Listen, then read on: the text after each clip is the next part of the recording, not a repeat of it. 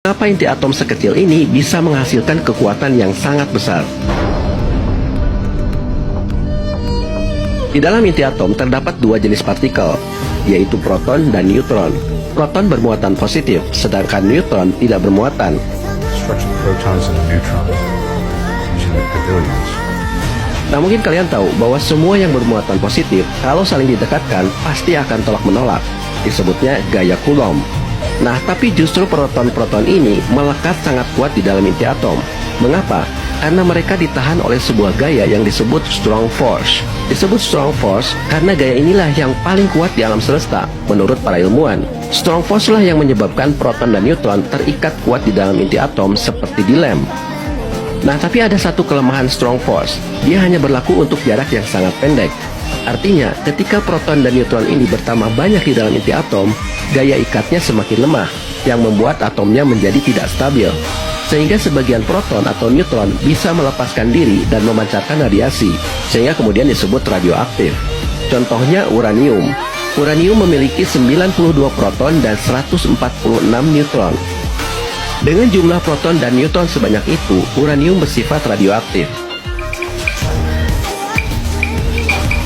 Nah, awalnya para ilmuwan mengira bahwa pelepasan proton dan neutron ini hanya terjadi secara alami melalui proses radioaktif. Sampai ketika Otto Hahn bereksperimen dengan uranium. Dia membombardir uranium dengan neutron. Hasilnya adalah inti uranium terpecah menjadi dua inti atom yang berbeda, disertai pelepasan beberapa neutron. Fenomena ini kemudian disebut fisi. Germans have split the nucleus of the atom. I didn't think it first, but that bastard Hahn, yeah, he did it.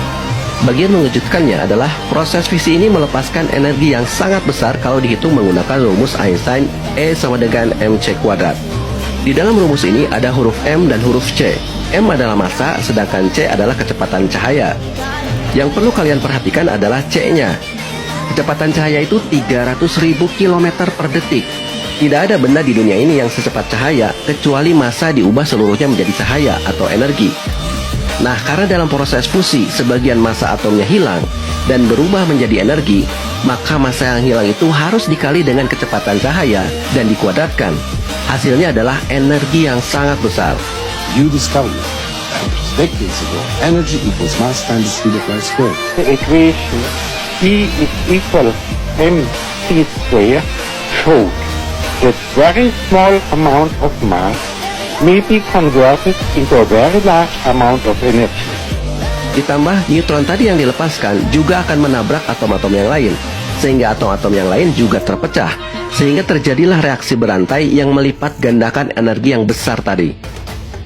Inilah yang membuat Leo Szilard dan Einstein ketakutan bahwa visi yang ditemukan Otto Hahn ini akan digunakan Jerman untuk membuat bom. Sehingga Einstein mengirim surat kepada Presiden Roosevelt agar Amerika membuat bom duluan sebelum Jerman. Maka dijalankanlah Manhattan Project, proyek pembuatan bom atom yang dipimpin oleh Oppenheimer. Nah, tapi ada hal menarik selama pembuatan bom atom ini. Kalau kalian nonton Oppenheimer, ada seorang ilmuwan yang namanya Edward Teller.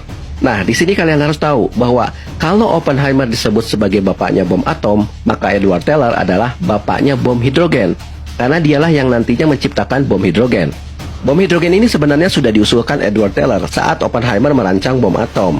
I had an opportunity to propose the hydrogen bomb, the design that we had at that time. Namun pada saat itu Oppenheimer menolak, karena bom hidrogen itu terlalu rumit untuk dibuat.